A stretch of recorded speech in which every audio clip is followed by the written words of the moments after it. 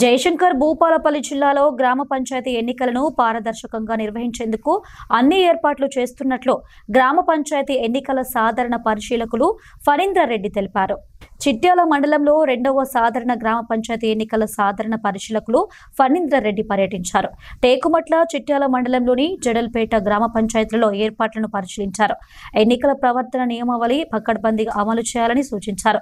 ప్రచార కార్యక్రమాలు, వాహనాలను నిశితంగా పరిశీలన చేయాలని సూచించారు. నామినేషన్ కేంద్రాలలో సౌకర్యాలు, నామినేషన్ల స్వీకరణ విధానాన్ని సమీక్షించారు.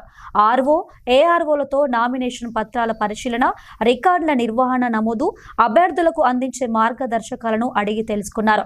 ఎంపీడీఓలు, తహసీల్దార్లు పోలింగ్ కేంద్రాల్లో కనీస మౌలిక సౌకర్యాలు ఉండేలా చర్యలు తీసుకోవాలని ఆదేశించారు. అదేవిధంగా ఎఫ్ఎస్టీ బృందాలతో మాట్లాడి ఇప్పటి వరకు చేసిన తనిఖీలు, స్వాధీనం చేసుకున్న వస్తువులు, చేపట్టిన చర్యల వివరాలను అడిగి తెలుసుకున్నారు. ఎన్నికల నియమావళి అమలులో పటిష్ట పర్యవేక్షణ జరగాలని ఆదేశించారు.